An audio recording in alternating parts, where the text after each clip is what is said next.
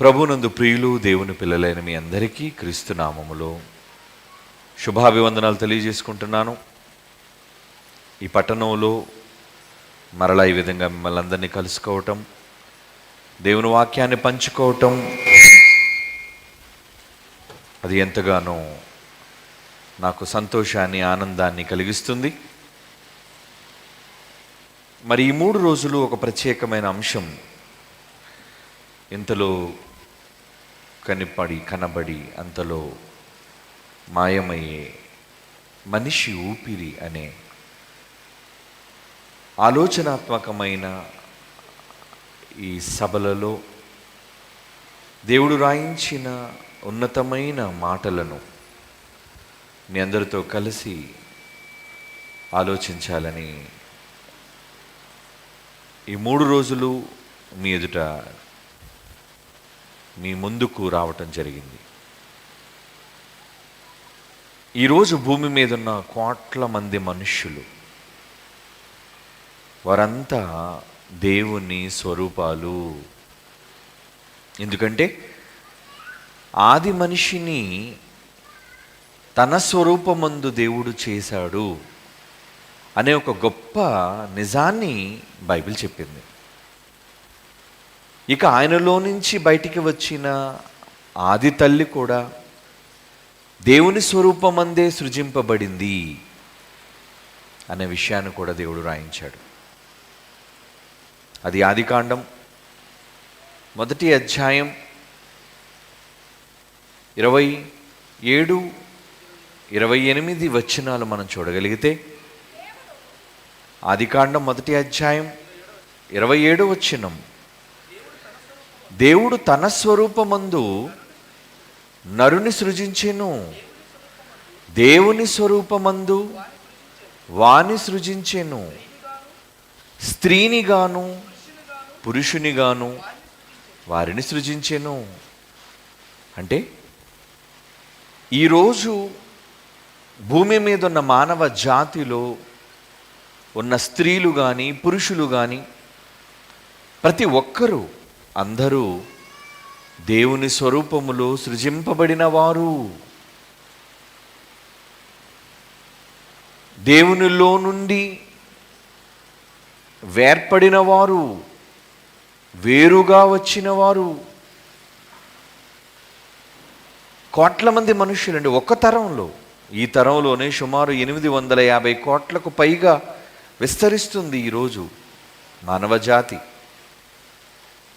వీరంతా ఎక్కడివారు, ఎప్పటివారు అనే మన పూర్వ చరిత్రను మనం ఆలోచించగలిగితే, మీరు 60 ఏళ్ళ క్రితం, 70 ఏళ్ళ క్రితం, 20 ఏళ్ళ క్రితం పుట్టినవారు కారు. మన పుట్టుక కోటాను కోట్ల సంవత్సరాల లెక్కలేనన్ని కాల పరిమితి లేని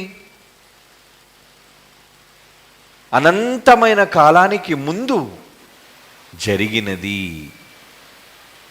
ఎలా అంటారా? మనల్ని కన్నది మన తల్లిదండ్రులు, వారి తల్లిదండ్రులు. ఇలా మనమంతా మన తల్లిదండ్రుల యొక్క పూర్వ చరిత్రలోనికి వెళ్ళిపోతే, ఈ భూమి మీదున్న సర్వమానవాళి ఆది తల్లిదండ్రులు ఆదాము హవ్వల నుంచి భూమి మీదికి వచ్చినవారు. అంటే అవ్వ నుంచి ఈరోజు మానవ జాతి సంతతి, జీవము కలిగిన ప్రతి వానికి ఆమె తల్లిగా జన్మనిచ్చినది. అయితే మరి ఆమెకు జన్మనిచ్చినది ఎవరు? ఆమెకు జన్మనిచ్చినది ఆదాము.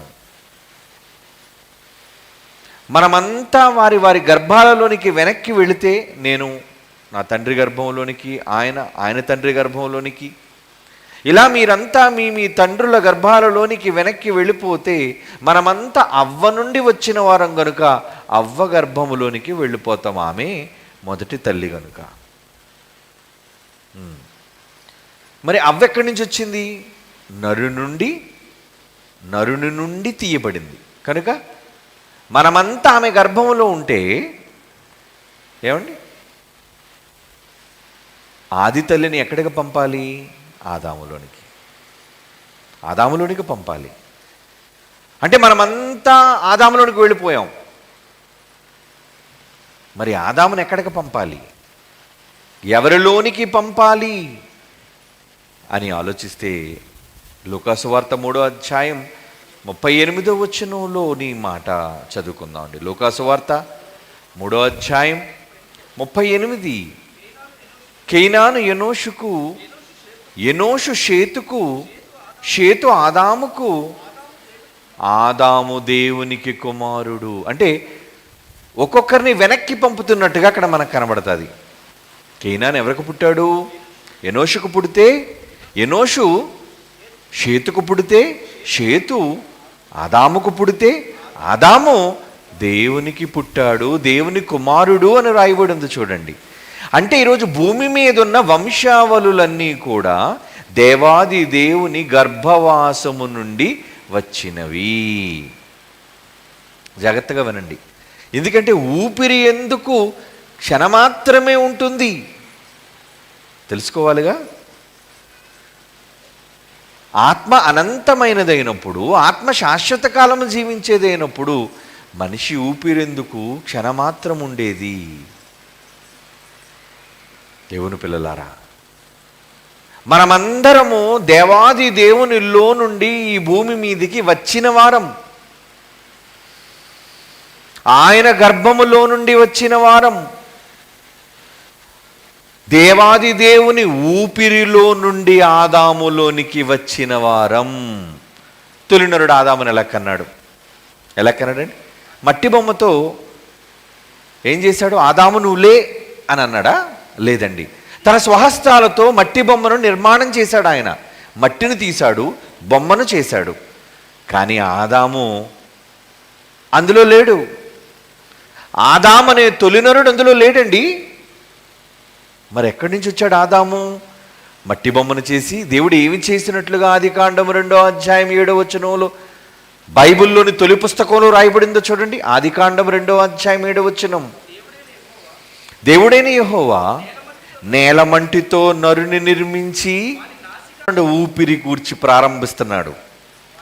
వాని నాసికారంధ్రములలో, అది ఇక్కడ భూమి మీద కనిపించే వాయువు లాంటిది కాదది.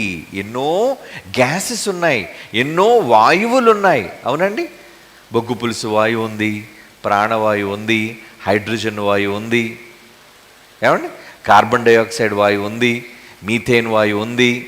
ఉన్నాయా? ఇవన్నీ వాయువులు, గ్యాసెస్ అంటారు వాటిని. ఇలాంటి వాయువు కాదది. ఆ మట్టి బొమ్మలోనికి దేవుడు ప్రవేశపెట్టిన ఊపిరి అది గాలి. ఆ ఊపిరిలో ఏముందో తెలుసా? ఆ ఊపిరిని దేవుడు ఏం చేశాడట? ఎక్కడి నుంచి తెచ్చాడు ఆ ఊపిరిని? తనలోని జీవవాయువు, జీవముందటండి ఆ వాయువులో, జీవం. అప్పుడప్పుడు మనుషులు సడన్గా ఒకవేళ వాళ్ళు స్పృహ కోల్పోయినప్పుడు, లేదంటే వాళ్ళ హార్ట్ కార్డియాక్ అరెస్ట్ జరిగినప్పుడు కృత్రిమ శ్వాస ఇవ్వడానికి మరి ఎన్నో మార్గాలు వైద్యులు చేస్తూ ఉంటారు. అంటే కృత్రిమ శ్వాస, వారి గుండె మీద 30 సార్లు అదిమి మన నోటి ద్వారా వారి యొక్క గొంతులోనికి గాలిని ప్రవేశపెట్టడం. ఏమండి, మరి అది కూడా గాలే కదా, మనలో నుండి కూడా గాలిని ఊదుతున్నాం కదా. మరి ఎందుకు ప్రయత్నించినా వాళ్ళు బ్రతకటం లేదు? అందులో ఊపిరి లేదు, జీవవాయువు లేదు, వెళ్ళిపోయింది. జీవవాయువు వెళ్ళిపోయింది. మరి మన వాయువు ఎంత ఇచ్చినా, కృత్రిమ శ్వాస ఎంత ఇచ్చినా వాళ్ళు బ్రతకరు. వాళ్ళు బ్రతకరండి. అంటే ప్రతి వాయువులోనూ జీవం లేదు, ఆత్మ లేదు. మనం విడిచిపెట్టే ప్రతి శ్వాసలోనూ ఆత్మ ఉండదు. తుది శ్వాస అంటారు. అంటే చివరిసారిగా మనం ఊపిరి వదిలేసేటప్పుడు, ఏమండి, లాస్ట్ బ్రెత్ అంటారు దాన్ని. అంటే చివరి ఊపిరి ఇక విడిచేస్తారు. అప్పుడు వెళ్ళిపోతుంది ఎందుకు ఆత్మ? ఎన్నిసార్లు మనం ఉచ్ఛ్వాస నిశ్వాసాల ద్వారా ఊపిరి పీల్చుకొని ఊపిరి వదులుతున్నాం, అలా వదిలే ప్రతిసారి ఎందుకు ఆ ఆత్మ బయటికి వెళ్ళిపోవటం లేదు? ఏమండి, యోగా ద్వారానైతే అసలు గాలితోనే వాళ్ళదంతా కూడా యోగా అంతా ఏంటి? ఏమండి, ప్రాణాయామం అంటే శ్వాస మీద వాళ్ళు ధ్యాస ఉంచి ఊపిరి వదలటం, ఊపిరి పీల్చటం, ఈ పని చేస్తుంటారు. మరి అప్పుడు ఎందుకు ఆత్మ వెళ్ళిపోదు? అన్ని సందర్భాలలో ఆత్మ వెళ్ళిపోదు, అన్ని ఊపిరుల్లో జీవం వెళ్ళిపోదు. అలా వెళ్ళాలి అంటే దానికి చాలా పెద్ద చరిత్ర ఉంది, దానికి చాలా నియమాలున్నాయి, అప్పుడే వెళుతుంది అది. కనుక దేవుడు తొలినరునైన ఆదామును మట్టి బొమ్మను చేసిన తరువాత తనలోని జీవ వాయువును ఏం చేశాడు? తనలోని ఆత్మను విడదీస్తున్నాడు దేవుడు. ఆ విడదీసిన ఆత్మ ఊపిరిగా మలిచి, శ్వాసగా మలిచి, గాలితో కలిపి ఏం చేశారటండి? ఆదాము యొక్క నాసికా రంధ్రములలో ప్రవేశపెట్టాడు. ఎప్పుడైతే జీవవాయు ఓదగా ఏం జరిగింది? నరుడు జీవాత్మాయను. అప్పుడు ఆదాము లేచాడు. అప్పటి వరకు ఆదాము అందులో లేడు. ఆదాము యొక్క మట్టి బొమ్మ. ఏమండి, ఆదాము వేసుకున్న శరీరం అది, ఆదాము ధరించిన దేహం. కానీ ఆదాము ఎక్కడి నుంచి వచ్చాడు? దేవునిలో నుండి వచ్చాడు. మన ప్రారంభం అంతే. మరి మీరెప్పుడు వచ్చారు భూమి మీదకి? ఏమండి, నేను పుట్టి భూమి మీదకి వచ్చి ఒక 40 ఏళ్ళు అయిందండి అంటారేమో. నేను భూమి మీదకి వచ్చి ఒక 25 ఏళ్ళు అయిందండి అంటారేమో. కానీ నిజానికి మీ భూమి మీద వచ్చి ఎంతకాలం అయిందో తెలుసా? ఆదాము ఎప్పుడు వచ్చేసాడో అప్పుడు వచ్చేసారు మీరు. తెలుసా మీకు? ఈ భూమి మీదికి మనం అడుగు పెట్టి కొన్ని వేల సంవత్సరాలు అయింది, అది మనకు తెలీదు, ఆ లెక్క మనకు తెలీదు. ఏదో సుమారుగా ఎప్పటి నుంచి క్రీస్తుకు ముందు ఒక 2000, క్రీస్తు వరకు ఒక 2000 అయితే క్రీస్తుకు పూర్వం ఆదాము సుమారుగా అంటారు. అవి ఖచ్చితమైన లెక్కలు కాదు. 4000 అనుకుంటే 6000 సంవత్సరాలు అయిందా భూమి మీదకి వచ్చి? కానీ ఆదాము ఎప్పుడు వచ్చాడో ఎగ్జాక్ట్గా మనకు తెలీదు. ఆదాము ఎప్పుడైతే భూమి మీదికి వచ్చాడో అప్పుడే మీరందరూ ఆ ఊపిరిలో నుంచి వచ్చేశారు. మీరు జాగ్రత్తగా వినండి. అప్పుడు వచ్చాము. మరి కనబడ్డానికి ఇదిగో ఇన్ని వేల సంవత్సరాలు పట్టింది. ఏమండి, ఒక 100 ఏళ్ల క్రితం మనం ఉన్నామా? 100 ఏళ్ల క్రితం మనం ఉన్నామా? ఎవరు మనం చూడలేదు. ఒక 100 ఏళ్ల క్రితం మనం లేవు. మరి ఎక్కడి నుంచి వచ్చాం? ఉన్నవారిలో నుంచి వచ్చాం. ఒక 100 ఏళ్ళ తర్వాత ఉంటాం మనం? ఉండం, అంత గ్యారంటీ లేదు. మరి 100 సంవత్సరాల తర్వాత వచ్చేవాళ్ళు, పుట్టబోయేవాళ్ళు ఎక్కడున్నారు? వాళ్ళు ఎక్కడున్నారు? మనలోనే ఉన్నారు. మనలో నుంచే బయటకు వచ్చారు. మనం ఎక్కడి నుంచి వచ్చాం? ఒక 100 ఏళ్ల క్రితం మనం కూడా లేము కదా. ఎక్కడి నుంచి వచ్చాం? మన తల్లిదండ్రుల్లో నుంచి వచ్చాం.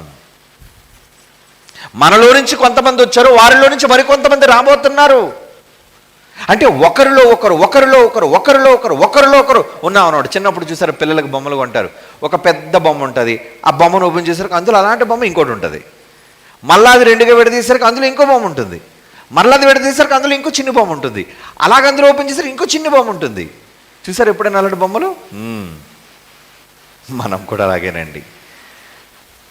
ఆదాములోనికి ప్రవేశపెట్టిన తొలి ఊపిరి దేవునిది ఉందే, ఆ ఊపిరి దేవుడు. ఆ ఊపిరి దేవునిది. ఆ ఊపిరిలోనే వచ్చేసామండి మనమంతా.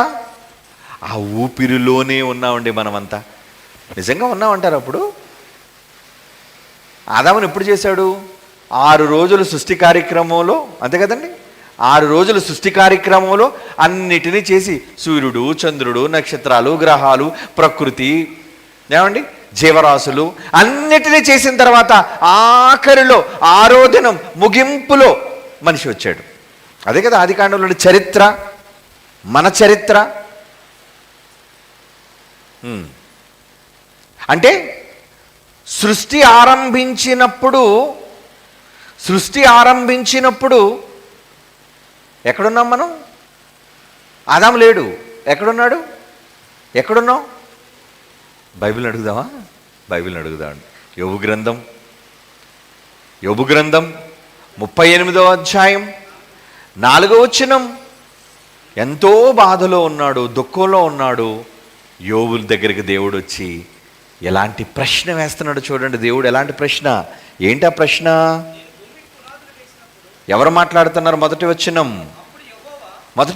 అప్పుడు యెహోవా సుడిగాలిలో నుండి ఇలాగు యోబునకు ప్రత్యుత్తరం ఇచ్చాడు. మాట్లాడుతున్నాడు యోబుతో. నాయన యోబు, 4వ వచనం, నేను భూమికి పునాదులు వేసినప్పుడు ఎక్కడున్నావయ్యా నువ్వు యోబు? నీకు వివేకము కలిగిన ఎడలా చెప్పు, నీకు నిజంగా జ్ఞానం ఉంటే చెప్పు అడుగుతున్నాడండి యోబుని. పాపం యోబు గారు సైలెంట్గా చూస్తున్నారు. ఏం అర్థం కావట్లేదు ఆయనకి.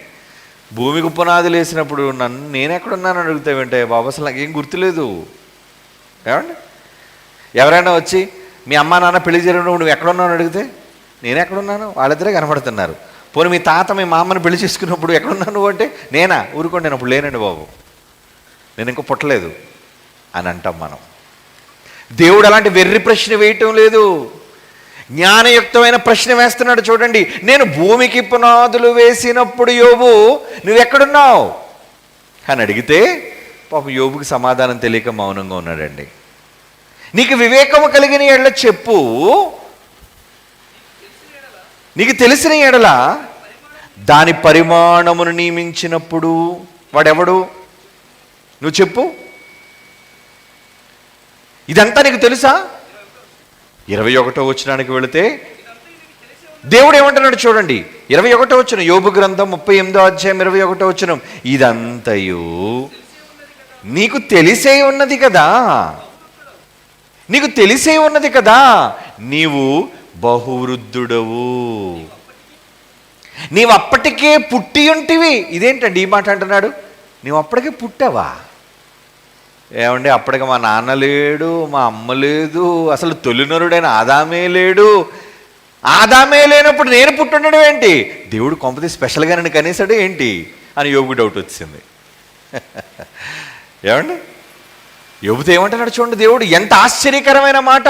నేను భూమికి పునాదులు వేసినప్పుడు ఎక్కడుంటివి అని అడిగిన వ్యక్తి 21వ వచనం వచ్చేసరికి సమాధానం చెప్తున్నాడు. ఇదంతయు నీకు తెలిసే ఉన్నది, నీవు చాలా వయసు కలిగిన వాడవు, నీవు అప్పటికే పుట్టేశావు, నీవు అప్పటికే పుట్టి ఉంటివి. అవునా? పుట్టానా? ఎక్కడున్నాను నేను? నువ్వు యోబుగా నా కడుపులోనే ఉన్నావు, నువ్వు యోబుగా నాలోనే ఉన్నావు. ఏమండి, యోబే దేవుడు లోకాన్ని కలిగించక ముందు, భూమికి పునాది వెయ్యక మునుపు యోబు యోబుగానే పుట్టాడు అన్నప్పుడు ప్రసన్నబాబు ఎక్కడున్నాడు? శ్రీనివాస్ ఎక్కడున్నాడు? సైమన్ ఎక్కడున్నాడు? రవి ఎక్కడున్నాడు? నూతన్ ఎక్కడున్నాడు? వీళ్ళంతా ఎక్కడున్నారు? మీరెక్కడున్నారు? ఉన్నారు. ఎక్కడున్నారో తెలుసా? దేవాది దేవుని గర్భములో. ఎక్కడున్నారు? ఏమండి, ఇన్ని కోట్ల మందిని పట్టి ఆ కడుపు ఎంత పెద్దగా ఉండాలండి? ఒకళ్ళ కన్నందుకే పెద్ద పొట్ట. 9 నెలలు వచ్చేసరికి అమ్మ కడుపు ఎలా ఉంటుందండి? మన కడుపులో ఉన్నప్పుడు పాపం ఎంత పొట్ట వేసుకొని అమ్మ నడుస్తూ ఉంటుంది. ఏంటి ఒకరిని మోయడానికే? దేవుడు కడుపులో ఎంతమంది ఉన్నారు? ఎంతమందిని దాచేశాడు ఆయన? ఎంతమందిని పెట్టేసుకున్నాడు కడుపులో? ఎన్ని కోట్ల మంది అండి? ఇన్ని కోట్ల మందిని కడుపులో దాచుకున్నాడా?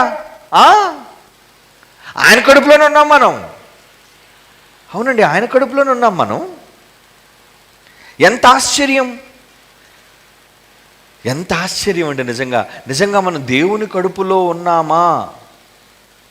మనమంతా దేవుని కడుపులో ఉన్నామా అని ఆలోచిస్తే అవునండి, నిజంగా మనం దేవుడి కడుపులోనే ఉన్నామండి. నేను దేవుని కడుపులో ఉన్నారు అనడానికి ఏమండి మనమంతా దేవుని కడుపులోంచి వచ్చామనడానికి ఒక చిన్న క్లిప్పింగ్ మీకు చూపిస్తాను చూడండి. సీ హార్స్ చిన్నప్పుడు మీరు చదువుకొని ఉంటారు. గుర్రం ఆకారంలో దాని ముఖం ఉంటుంది కాబట్టి సీ హార్స్ అంటారు, దాన్ని నీటి గుర్రము అంటారు. ఇందులో విచిత్రం ఏంటో తెలుసా? ఈ నీటి గుర్రంలో ఆడనీటి గుర్రం ఉంటుంది, మగ నీటి గుర్రం ఉంటుంది. కానీ కనేది ఆడనీటి గుర్రం కాదండి, మగనీటి గుర్రం కంటదండి. ఎంత విచిత్రం చూడండి. ఇటు మగనీటి గుర్రమా? అవునా? ఇక ఎంతమందిని ఇది ఇప్పుడు మీరు చూస్తున్నారే, ఇది మగనీటి గుర్రం. మగదండి, మగది. దాని కడుపులో ఎంతమందిని దాచింది? ఏమని? మీ అందరికీ తండ్రిని నేనే. మనకి అందుకే అమ్మ లేదు, దేవుడు అమ్మ ఉందేటి మనకి. ఏమండి? దేవుడు అమ్మ లేదు మనకి. మనమంతా దేవాది దేవుని గర్భములో నుంచి వచ్చిన వారం, ఆయన గర్భవాసము నుండి వచ్చిన వారం, మనం ఆయన సంతానము అన్నాడు చూడండి. అపోస్తుల కార్యములు 17వ అధ్యాయం 26వ వచనంలోని 2వ మాట. అపోస్తుల కార్యములు 17వ అధ్యాయం 28వ వచనం అండి. 28వ వచనం చూడండి, ఏమంటున్నాడు అక్కడ? మనము ఆయన సంతానం. ఎవరి సంతానం? అమ్మ సంతానం కాదు, మనం దేవుని సంతానం. అంటే దేవుడు కదండి కనడానికి మనలాగేదో అమ్మ కావాలి, అమ్మక్కర్లేదండి. ఆయనకి సృష్టికర్త, సృజించేవాడు. సృజించడానికి ఆయనకి మనలాగా శరీర సంబంధమైన పురుషుడు కాదు. ఆయన కనడానికి ఒక అమ్మ కడుపు అవసరం లేదు ఆయనకి. అంటే మనమంతా ఎవరి గర్భములో ఉన్నాం? ఆయన సంతానము. అంటే మనమంతా ఎవరి పిల్లలం? అందుకే బైబిల్లో ఏమని రాయబడింది తెలుసా? మనందరికీ తండ్రి అయిన దేవుడు ఒక్కడే. తండ్రి అయిన దేవుడు ఒక్కడే. మరి తల్లి అయిన దేవత మనకి లేదు, తండ్రే కన్నాడు. మనందరికీ తండ్రి అయిన దేవుడు ఒక్కడే. ఆయనలో నుంచి వచ్చిన వారం, ఆయనలో నుంచి జన్మించిన వారం. ఎలా? ఊపిరి విడువగా. ఆదామనే తొలినరుడులోని ఊపిరి విడువగా ఆ ఊపిరిలో వచ్చేసామండి. దాని పొట్టలోంచి చూసారు ఎన్ని వచ్చాయో? ఆ సీ హార్స్ పొట్టలోంచి ఎన్ని వచ్చాయో? అబ్బో, ఇన్ని పిల్లలను పెట్టేసిందా కడుపులో. ఏమిటి బయటికి ముందు చూసినడం మీద నార్మల్గా ఉంది, ఏమీ లేదు, నార్మల్గా ఉంది. ఇన్ని వేల పిల్లలు ఉన్నాయా? ఒక చిన్ని నీటి గుర్రమే తన కడుపులో ఇన్ని వేల మంది పిల్లలను దాయగలిగలేంది. దేవుడు ఎంత గొప్పవాడు. ఆకాశ మహాకాశములు పట్టజాలని గొప్ప ఆకారం కలిగిన వాడు. ఎన్ని కోట్ల మందిని పెట్టేసుకుంటాడు ఆయన కడుపులో? ఇన్ని కోట్ల మందిగా మనం ఆయన గర్భములో ఉన్నాము. ఉన్నామా? ఉన్నామా? అమ్మ మేరీ ఉన్నావా నువ్వు? నాన్న సంతోష్ ఉన్నావా నువ్వు? ఉన్నారా? ఉన్నారు. ఎక్కడున్నారు? ఈ సృష్టి పుట్టక ముందు మీరు ఎక్కడున్నారు? దేవాది దేవుని గర్భములో. అప్పుడు దేవుడుగా ఉన్నారా? మీకు మీరుగా ఉన్నారా? దేవుడు కడుపులో మీకు మీరుగానే ఉన్నారు. అంటే దేవుడికి తెలుసు మీరేంటో, మీ పేరేంటో ఆయనకు తెలుసు. ఇర్మియాతో అంటున్నాడు, నాయనా నువ్వు పుట్టక మునుపే నేను ప్రవక్తగా నియమించానయ్యా, నాకు తెలుసు, నేను ముందే ఎరిగాను నేను. ఇర్మియా గ్రంథం చూడండి, ప్రవక్త అయిన ఇర్మియాతో ఏమంటున్నాడు దేవుడు? ఇర్మియా గ్రంథం 1వ అధ్యాయం 4-5 వచనాలు. ఇర్మియా గ్రంథం 1వ అధ్యాయం 4-5 వచనాలు. యెహోవా వాక్కు నాకు ప్రత్యక్షమై ఏమని చెప్పిందంటే, గర్భములో నేను నిన్ను రూపింపక మునుపే నిన్ను ఎరిగితిని. నువ్వు నాకు తెలుసు ఇర్మియా, నువ్వు నాకు తెలుసు. మనకెప్పుడు తెలుసు? పుట్టి ఆకారం వచ్చిన తర్వాత, భూమి మీద పుట్టిన తర్వాత, అప్పుడు కూడా మనకు పేరు పెడితే అప్పుడు వాడిని పేరు పెట్టి పిలుస్తాం. లేదంటే బుజ్జి, నాన్న, చిట్టి అని పిలుస్తాం అంతే. కానీ ఇర్మియా అనే పేరు దేవుడికి ఎప్పుడు తెలిసిపోయిందట?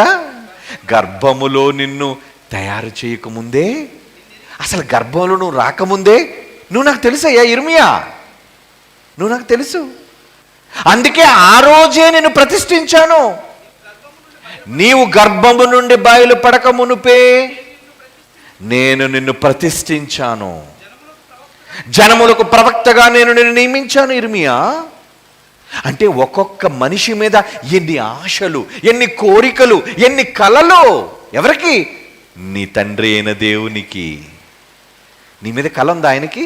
నీ మీద ఆశ ఉందా? నువ్వు ఆడైనా నువ్వు మగవైనా మీ అందరి మీద దేవుడు ఎన్నో కలలు పెట్టుకున్నాడు, ఆశలు పెట్టుకున్నాడు. కడుపుతూ ఉంటాడు కానీ కొత్తగా పెళ్ళైన జంట మాట్లాడుకుంటుంటారు.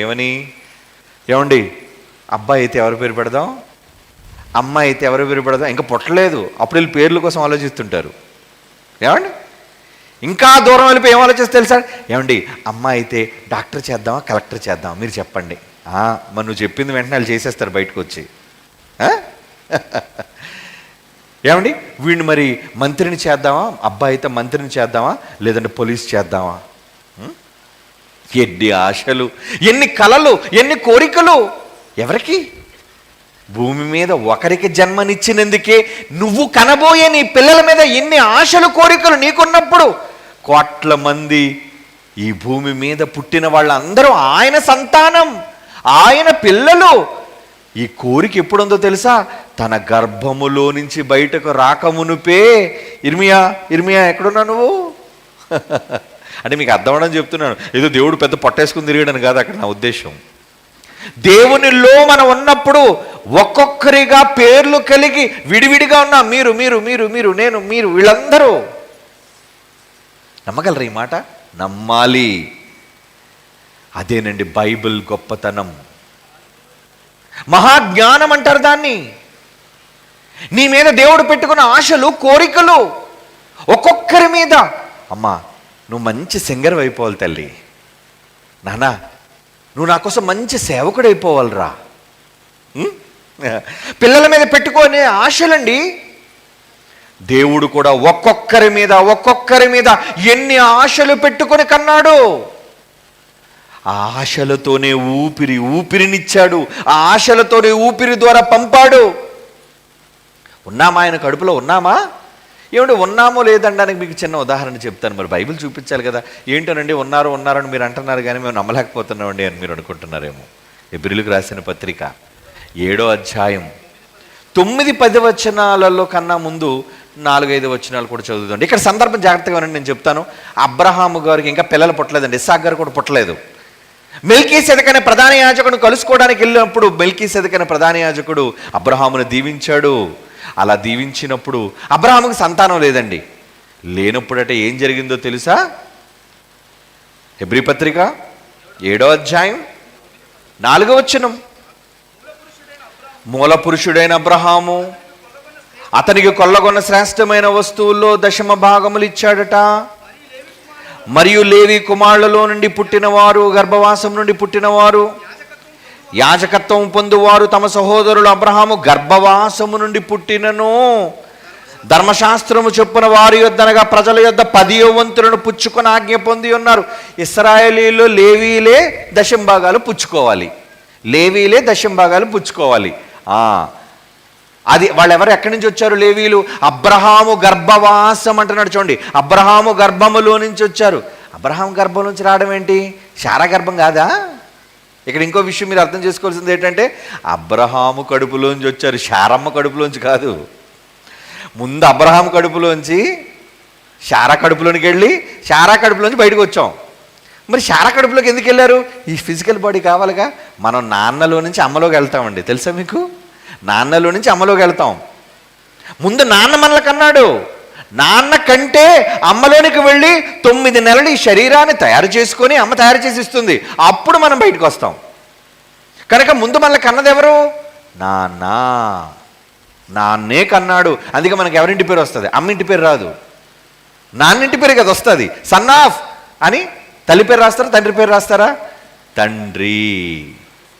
ఏమండి ఓకే, ఇప్పుడు ఇక్కడ చదువుతాం చూడండి. హెబ్రీయులకు రాసిన పత్రిక 7వ అధ్యాయం. లేవీలు 10వ భాగాలు పుచ్చుకోవాలి, వాళ్ళు అబ్రహాము కడుపులోంచి రావాలి. కానీ ఇంకా రాలేదు. రాకపోయినా ఏం జరిగింది చూడండి 9-10 వచనాల్లో. అయితే అంతేకాక ఒక విధమని చెప్పిన ఎడల 10వ వంతులను పుచ్చుకొను లేవీయు. జాగ్రత్త చూడండి, 10వ వంతులను పుచ్చుకొను లేవీయు అబ్రహాము ద్వారా దశమాంసములను ఇచ్చెను. ఏంటండి? అబ్రహాం గారి ద్వారా లేవి అట, ఇదిగో బాబు మెల్కీసెదెక్ గారు ఇదిగోండి 10వ వంతు అని ఇచ్చేశాడట. ఎలాగిచ్చాడు? లేవి ఎక్కడున్నాడు? లేవి రావాలంటే అబ్రహాం కొడుకుని ఇస్సాకు పుట్టాలి, ఇస్సాకు కొడుకుని యాకోబు పుట్టాలి, యాకోబు కడుపును 3వ కొడుకుగా లేవి పుట్టాలి. అంటే అబ్రహాం కడుపున ఇస్సాకు, ఇస్సాకు కడుపున యాకోబు, యాకోబు కడుపున లేవి 4వ తరంలో ఉన్నాడు. అబ్రహాము కలుసుకునేటప్పటికి వీళ్ళు ముగ్గురు లేరు. కానీ బైబిల్ ఏం చెప్తుందో తెలుసా? లేవి 4వ తరంలో లేవి కూడా అబ్రహాము ద్వారా దశంభాగాలు ఇచ్చేశారట. ఎలా ఇచ్చేసావు నువ్వు అంటే కింద సమాధానం చెప్తున్నాడు చూడండి. 10వ వచనం. ఎలా అంటే, మెల్కీసెదెక్ అనే ప్రధాన యాజకుడు అబ్రహాము గారిని కలుసుకున్నప్పుడు లేవి తన పితరుని గర్భములో ఉండెను. ఎక్కడ గర్భంలో ఉన్నాడటండి? లేవి ఎవరి కడుపులో ఉన్నాడటండి? ముత్తాత కడుపున అబ్రహాం కడుపులో ఉన్నాడట. ఇదేంటండి ఇంత విచిత్రం? ముత్తాత కడుపులో ఉన్నాడా? నేను మా అవ్వమ్మ అయిన శారా కడుపులో లేను. నేను ఎక్కడున్నాను? నేను ఎక్కడున్నాను తెలుసా? అబ్రహాము గర్భంలో ఉన్నాను నేను. అబ్రహాం ఇచ్చాడుగా, నేను ఇచ్చాను. నువ్వెక్కడున్నావు? నేను ఉన్నాను. లోనా ఉన్నావా? అవును ఉన్నావు, బైబిల్ ఒప్పుకుంది. అంటే అప్పటికి శరీరము లేక, రూపురేఖలు లేక, అసలు మనిషి అన్నవాడే కనబడలేనప్పుడు లేవి ఉన్నాడా? ఉన్నాడు. ఎక్కడున్నాడు? కడుపులో ఉన్నాడు. ఎవరి కడుపులో? అబ్రహాము కడుపులో ఉన్నాడు. ఏమంటే అబ్రహాము కడుపులో లేవి ఉన్నది నిజమైతే ఈ సృష్టి పుట్టక మునుపు నువ్వు నేను ఎవరి కడుపులో ఉన్నావు చెప్పండి? దేవాది దేవుని కడుపులో, ఆయన గర్భంలో ఉన్నాం మనమంతా కూడా. అంటే ఈరోజు భూమి మీద పుట్టుకొచ్చిన అందరినీ ఒకే ఒక్క ఊపిరిలో బయటికి పంపించారండి. ఆదాములను వదిలేశాడు మనందరినీ. ఎప్పుడైతే జీవవాయువును ఊదాడో అప్పుడు తనలో ఉన్న వాళ్ళందరూ, ఇర్మియా, దావీదు, యాకోబు, పేతురు, పౌలు, ఏమండి, ప్రవక్తలు, అపోస్తలులు, భూమి మీద కనిపించే మనుషులందరూ, చివరకు మీరు నేను, మనమందరం ఆ రోజే ఏదేను తోటలో దేవుని గర్భములో నుంచి ఎవరి గర్భంలోకి వచ్చేసాం? ఆదాము గర్భంలోకి వచ్చేసాం. అందుకే భూమి మీద పుట్టిన మనుషులందరూ ఒకని నుండే వచ్చారు. ఆదాము నుంచే వచ్చిన వాళ్ళం మనమంతా కూడా, ఒకరి నుంచే విస్తరించిన వాళ్ళం మనమంతా. ఆయన నుంచి ఎందుకు వచ్చాం? ఆయనలో ఉన్నాం కదా. అపోస్తలుల కార్యాలు 17:26 ఏముంది? యావత్తు భూమి మీద కాపురం ఉండుటకు అని ఉంటుంది చూడండి. అపోస్తలుల కార్యాలు 17:26 ఆయన యావత్తు భూమి మీద కాపురం ఉండుటకు ఆయన ఒకరి నుండి ప్రతి జాతి మనుషులను సృష్టించి ఒకరి నుంచి వచ్చామట. మనం ఒకరి నుంచే మనమంతా వచ్చినప్పుడు ఆ ఒకడెక్కడి నుంచి వచ్చాడు? దేవుని గర్భములో నుంచి వచ్చాడు. అంటే మనమంతా దేవుని గర్భంలో ఉన్నాము. అలా ఉన్న ఆయన ఒక్క ఊపిరితో మనందరినీ భూమి మీదుగా పంపేశారండి. వెళ్ళిపోయారు నాన్న, వెళ్ళిపోయారు నా పిల్లలు వెళ్ళిపోయారు. ఏమంటే అప్పటివరకు కడుపులో ఉన్నప్పుడు తల్లి ఏమనుకుంటుంది? నా కొడుకు నా కూతురు అనుకుంటుంది కదండి. మాటికి పొట్ట తడుముకుంటుంటుంది. కనేసిన వెంటనే ఏమంటుంది తెలుసా? స్పృహలోకి వచ్చిన తర్వాత ఆడవాళ్ళకి తెలుసు, తల్లులకు తెలుసు. ఏది నేను కన్న బిడ్డేది? ఏది నా బిడ్డేది? లేదా మన బిడ్డ వెళ్ళిపోయాడంటే ఎవరికి ఇచ్చేశారు మీరు? నా బిడ్డ నా దగ్గర తీసుకురండి అర్జెంటుగా, నేను ముట్టుకోవాలి, నేను చూడాలి అనుకోరా? చెప్పండి, మీరు అనుకుంటారా లేదా? ఖచ్చితంగా అనుకుంటారు. అంటే కన్న తరువాత అప్పుడే పుట్టిన ఆ పసిబిడ్డను నీ సొంతం అనుకుంటావు. ఏమండి, ఒక్క క్షణం చూడకపోతే నా బిడ్డను నాకు చూపించండి అంటావు. ఒక్క క్షణం కూడా బిడ్డను విడిచిపెట్టి ఉండగలరా మీరు? మాటికి చూస్తుంటుందండి తల్లి అలాగా. ఆడు కళ్ళు చూస్తుంటుంది, ఆడు ముక్కు చూస్తుంటుంది, ఆడు చెవులు చూస్తుంటుంది, తడుగుతుంటుంది, పట్టుకుంటుంది, స్పృశిస్తుంటుంది. ఎందుకు? తెలియని ఒక అనుభూతి. నాది నాలో నుంచి వచ్చాడు, నా సొంతం. అంతే కదండి. ఎంత ఆసక్తి వాళ్ళ మీద. బడికి పంపించారు అనుకోండి, పిల్లలు పెద్ద అవుతారు కదండి, బడికి పంపిస్తాం. బడికి పంపించి ఏమంటే, అరే తొందరగా వచ్చేయాలి నువ్వు తొందరగా వచ్చేయాలి నువ్వు. వాడు తెల్లవారు ఉదయం 9 గంటలకు బడికి వెళ్తాడు, 3 గంటలకు ఇంటికి వచ్చారనుకోండి, ఇంకా తల్లి ఆత్రుత ఆగదండి. గడియారం పక్క చూస్తుంటుంది, ఏది ఇంకా రాలేదేంటి, 3 ఇంకా రాలేదేంటి, టక్ మన గేట్ శబ్దం అయిందని అమ్మయ్య వచ్చేసాడు. ఏరా ఎంత ఆలస్యం, ఎక్కడికి వెళ్ళి ఇప్పుడు బడికే కదా వెళ్ళాడు. అంటే నీ పిల్లలను చూడాలని వారిని విడిచిపెట్టే ఉండలేని స్థితి, ఆసక్తి నీకున్నప్పుడు మరి దేవుడికి ఉండదా? మనల్ని కన్నందుకు దేవుడికి మన మీద ఏ ఫీలింగ్స్ లేవనుకుంటున్నారా? ఉన్నాయర్రా, చాలా ఫీలింగ్స్ ఉన్నాయి. అసలు మనకున్న ఈ ఫీలింగ్స్ అన్నీ ఆయన నుంచి వచ్చినవే. ఆయన ఊపిరి పోసాడు కనుక, ఆయన ఊపిరి ఇచ్చాడు కనుక ఈరోజు మీ నాసికారంధ్రంలో ఉన్న ఊపిరంతా ఆయనదే. ఆయన ఊపిరేది. మీలో ఉన్న ఊపిరి, మీలో ఉన్న ఆత్మ ఎవరిదది? ఎవరి పోలిక, ఎవరి రూపం? దేవుని రూపం, దేవుని స్వరూపం, దేవుని భాగం. ఆ రూపాన్ని గురించి తప్పించిపోతున్నాడండి ఆయన. ఆ రూపాన్ని గురించి ఆసక్తి అండి ఆయనకి. పంపించాడు కదండి, భూమి మీద సంకల్పానుసారంగా పంపించాడు, మీరంతా బ్రతకాలి, నా దగ్గరికి రావాలి అని. పంపాడో లేదో వెంటనే కబురు పెట్టాడండి. ఏం కబురు పెట్టాడో తెలుసా? కీర్తన గ్రంథం 90వ కీర్తన 3వ వచనంలో ఏమంటున్నాడు చూడండి. కీర్తన 90 వచనం, నీవు మనుష్యులను మంటికి మార్చుచున్నాడు. ఊపిరాపెత్తున్నాడు. మంటికి మార్చడం అంటే ఎప్పుడు అయిపోతాం? మట్టి ఎప్పుడు అయిపోతాం మనం? ఈ ఊపిరి పోయినప్పుడు, ఈ శ్వాస ఆగిపోయినప్పుడు మంటిలోనికి వెళ్ళిపోతాం మనం. నీవు మనుష్యులను మంటికి మార్చుచున్నావు, ఎందుకంటే నరులారా తిరిగి రండి, తిరిగి వచ్చేయండి, తిరిగి రండి, తిరిగి రండి అంటున్నాడు. ఎక్కడికి తిరిగి రావాలి? ఎక్కడికి తిరిగి వెళ్ళాలి మనం? ఏమండి, భర్త ఇంట్లోంచి బయటికి వెళ్తే అమ్మాయి వెళ్తానండి, అలాగ అనకండి. వెళ్తానేంటి, వెళ్ళొస్తానండి, అలా మిమ్మల్ని చూడాలి నేను. అదొక సెంటిమెంట్ నాకు. ఎందుకంటే వెళ్తానంటే అటు నుంచి పోతానేమో, నేను విధవనైపోతానేమో. ఆహా, ఒక మాట అన్నందుకే అంత పర్టికులర్గా ఆ మాట కోసం ఎంత జాగ్రత్త నీకు?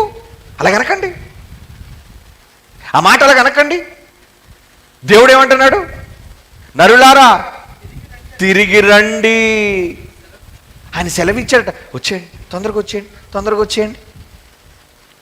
ఎంతకు వదిలే ఎంతకాలం ఉన్నాడు? ఏమండి, ఆయన వదిలే ఎంతకాలం ఉన్నాడు తెలుసా?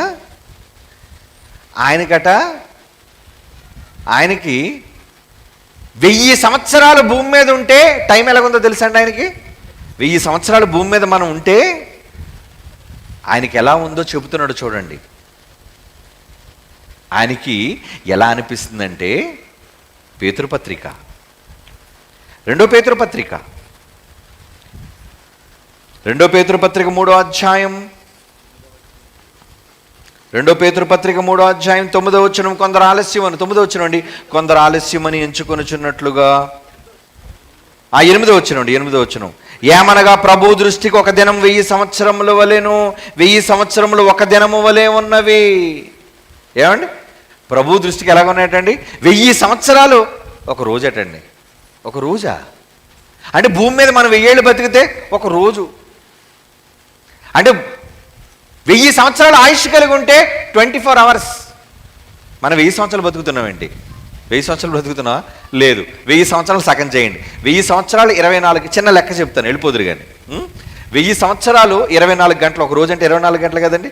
1000 years 24 అవర్స్ అయినప్పుడు 1000లో సగం ఎంత? 500. ఇప్పుడు 24 గంటల్లో సగం ఎంత? 24 గంటల్లో 12. 500 12. ఇప్పుడు 500 సగం చేయండి, 250. ఏమంటే 12లో సగం ఎంత? 6. అదే కదండి. అంటే 250 సంవత్సరాలు బతుకుంటే ఆయన దృష్టిలో 6 గంటలు ఉన్నట్టు. అర్థమవుతుందా మీకు? 250 సగం చేయండి, 120. ఏమండి, 120 సంవత్సరాలు మనం భూమి మీద బతికితే 6 గంటల్లో సగం పెట్టండి, అంటే 3 గంటలు. 120 సంవత్సరాలు భూమి మీద బతికితే ఆయన వదిలిపెట్టి ఎంతసేపు ఉన్నట్టు? 3 hours, 3 గంటలే. కానీ 120 బతుకుతున్నాం ఏంటి మనం? 120 కూడా ఉంచట్లేదు. 120లో సగం 60కి లేచిపోతున్నారు చాలామంది. ఏమండి, అంటే 60 సంవత్సరాలు భూమి మీద బ్రతికితే ఇప్పుడు 3 గంటల్లో సగం చెప్పండి ఎంత? ఎంతండి? హాఫ్. గంటన్నర. అంతే కదండి, గంటన్నరే కదా. గంటన్నర భూమి మీద మనం ఆయుష్కాలం 60 సంవత్సరాలు భూమి మీద బతికితే దేవుడికి వెళ్ళడం తెలుసా? ఒక గంటన్నర, అలాగే గంటన్నరలో వచ్చినట్టు మనం. అంటే మన ఒక్కొక్కరి మీద ఆయన ఎంత ధ్యానం, ఎంత ధ్యాస. ఎందుకు మన ఆయుష్కాలాన్ని ఆయన తగ్గించుకుంటూ వచ్చేసారంటే, ఎంతకాలం రే, ఎంతసేపు ఉంటాను, తొందరగా వచ్చాయి. మన పిల్లలు బయటకు పంపి, దిగో ఇక్కడ ఉన్నట్టు రావాలంటారు. ఏంటి ఇక్కడ ఉన్నట్టు రావాలా, ఇంక వెళ్ళడం ఎందుకు, ఇక్కడే ఉంచుకో, ఎక్కడ ఉన్నట్టు వచ్చేయాడు తొందరగా. అంటే మనకు నచ్చిన వాళ్ళని విడిచిపెట్టి ఉండలేము. అందుకే దేవుడు 1000 సంవత్సరాల ఆయుష్ లేదు. చూడు, బెత్తిరంతగా చేస్తానని ఆయుష్ 60 సంవత్సరాలు, గంటన్నర నీకు టైం ఉంది. ఒక సినిమా అయినా 2.5 గంటలు ఉంటుంది, కానీ మన బతుకు కాలం ఎంత, ఏమండి, గంటన్నర, 1.5 hour. అంటే ఇంగ్లీష్ మూవీ టైపు గంటన్నర. ఇంగ్లీష్ పిక్చర్స్ ఎప్పుడు 1.5 hour ఉంటాయండి. గంటన్నర అయిపోయింది. ఇక తనకి ఇష్టమైన ప్రియకుమారుడిని యేసు దగ్గరికి వచ్చేసరికి, నాన్న మరి నువ్వు నా ప్రియకుమారుడు కదా, నువ్వు అంటే నాకు చాలా ఇష్టం కదా, నువ్వు 60 కూడా వద్దురా, 30కి వచ్చాయి, 30 అంటే గంటన్నరలో సగం 45 minutes టైం ఇస్తున్నాను నీకు, 45 నిమిషాల్లో నువ్వు వచ్చేయాలి. 1000 సంవత్సరములు గతించిన ఒక రోజు ఆయనకి సమయం. ఇది ఎందుకు చెప్పను మీకు తెలుసా? తన ఊపిరి విడిచిపెట్టి భూమి మీదకి మిమ్మల్ని పంపిన దేవుడు ఎందుకు మీ ఊపిరి ఆపేస్తున్నాడు? నరులారా వచ్చేయండి రా, నన్ను వదిలి ఎంతసేపు ఉంటారా? నా కడుపులో ఎంతకాలం దాచుకున్నానో తెలుసా నేను మిమ్మల్ని? నా గర్భంలో ఎన్ని కోట్ల సంవత్సరాలు మీరు నా దగ్గరే ఉన్నారు, నాతోనే ఉన్నారు. అదిగో ఆదాములోనికి మిమ్మల్ని పంపించాను. నేను మిమ్మల్ని విడిచి ఉండలేకపోతున్నానయ్యా, ఈ ఒంటరితనాన్ని నేను భరించలేకపోతున్నానయ్యా. వచ్చేయండి నాయన, నరులారా తొందరగా వచ్చేయండి. అందుకు మీ ఊపిరిని ఏం చేస్తున్నాడు ఆయన? ఆపేస్తున్నాడు. ఎక్కువ కాలం బ్రతకవలసిన అర్ధాంతరంగా ఎందుకు ఊపిరి లాగిపోతున్నాయి? వచ్చేయి నువ్వు, రావాలి నువ్వు. దేవునికి ప్రేమ, తన పిల్లల పట్ల ఆయనకు ఉన్న మహాప్రేమ. దేవుని పిల్లలారా, ఇంత త్వరగా ఆయన ఊపిరి ముగించడానికి గల కారణం ఏంటో తెలుసా? తన పిల్లల మీద ఆయనకి ఎనలేని ప్రేమ పొంగిపోతుందండి. ఆయనకి పని ఉంది కాబట్టి ఉంచుతున్నాడు. పని లేదా, వచ్చేయరా, పని లేనప్పుడు ఎందుకు? భార్య ఫోన్ చేసింది అనుకోండి భర్తకి, ఏమండి ఊరు వెళ్ళారు కదా, పని అయిపోయిందా? పని అయిపోయింది అమ్మాయి. మరి ఇంకెందుకు అక్కడ ఉన్నారు, వచ్చాడు తొందరగా. అంటే పని అయిపోతే ఉండకూడదా? ఉండకూడదు, తొందర రండి, మీకోసం ఎదురు చూస్తున్నాం అక్కడ మేము. మనుష్యుల పట్ల అనుబంధాలతో ఇంత ఆశలు ఉన్నప్పుడు దేవుడికి మీకున్న అనుబంధం ఏంటి చెప్పండి? శాశ్వతమైన బంధం, ఆత్మ సంబంధం. ఆ బంధాన్ని ఊపిరి విడిచి పంపిన దేవుడు క్షణమాత్రములో మీ ఊపిరిని ఆపేస్తున్నాడండి ఆయన. ఎక్కువ కాలం ఉండవలసిన మీరు తక్కువ కాలం, ఎంతలో కనబడి అంతలో. అదేంటండి, ఇప్పుడే కదండి వెళ్ళాడు. అవునండి, ఫోన్ చేశాను, వచ్చారా తొందరగా. ఇప్పుడే వచ్చాడు, అప్పుడే మాయమైపోయాడు. ఎంతలో కనబడి అంతలో మాయమయ్యి మనిషి ఊపిరి. ఎందుకు దేవుడు మనిషి ఊపిరిని అర్ధాంతరంగా ఆపేస్తున్నాడు అంటే కారణం, నీ మీద నాకున్న అపారమైన ప్రేమ కుమారుడా, నువ్వు రావాలి. సైమన్ వచ్చే నాన్న, చాలేరా, మీ డాడీకి చాలా ఆశలు ఉన్నాయి, కానీ మీ డాడీకి మించిన ఆశలు నాకున్నాయిరా నీ మీద. మీ నాన్నకు మించిన ఆశలు నాకున్నాయి, ఇక చాలు. నీ మనస్సు నాకు అర్థమైపోయింది, నీ ప్రేమ నాకు అర్థమైపోయింది. వచ్చే కొడుకా, వచ్చేరా.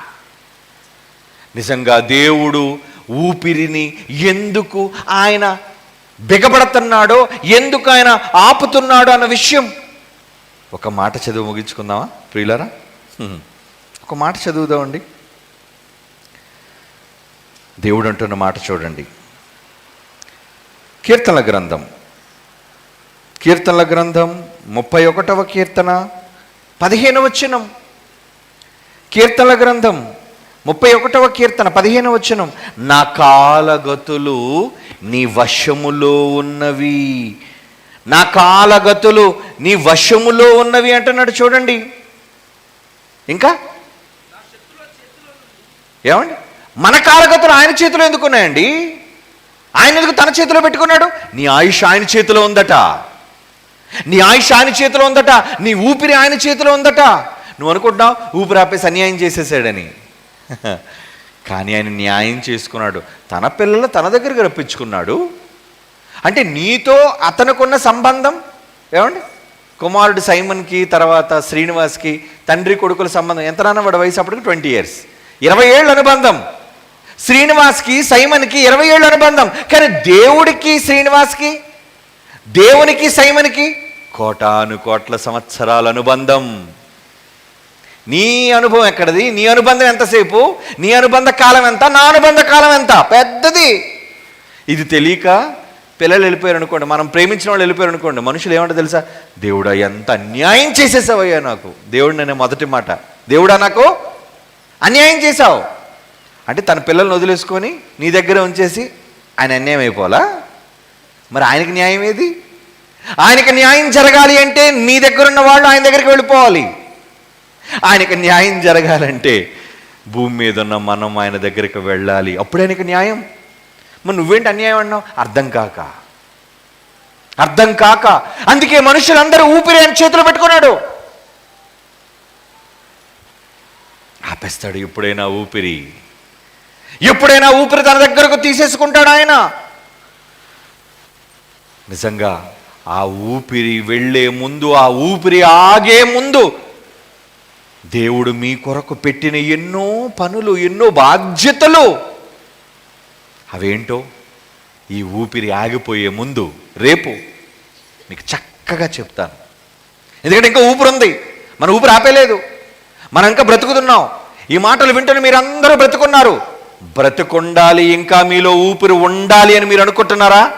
అయితే రేపు రండి, అసలు రహస్యం చెప్తాను. ఓకే, కళ్ళు మూసుకొని ప్రార్థన చేసుకుందాం. టైం అయిపోయింది.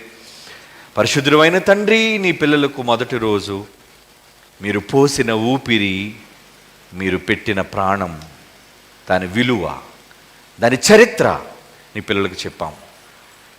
విని నీ కొరకు నమ్మకమైన వారుగా వారి భూమి మీద బ్రతుకులాగున నీ పిల్లలందరి ఊపిరి ఉన్నప్పుడే వారి ఊపిరి యొక్క రహస్యాన్ని రేపటి దినం మాకు తెలపవలసిందిగా ప్రార్థిస్తూ, పిల్లలు వెళుతున్నారు క్షేమముగా, ఈ రాత్రిపూట వారి గృహాలకు చేర్చి మరలా రేపటి దినం మేము కలుసుకొని మీ మాటలు ధ్యానించి సంతోషించే భాగ్యాన్ని ప్రసాదించవలసిందిగా వేడుకుంటూ, యేసుక్రీస్తు వారి శ్రేష్టమైన నామంలో ఈ ప్రార్థన మీకు సమర్పించి వేడుకొనుచున్నాము తండ్రి, ఆమెన్.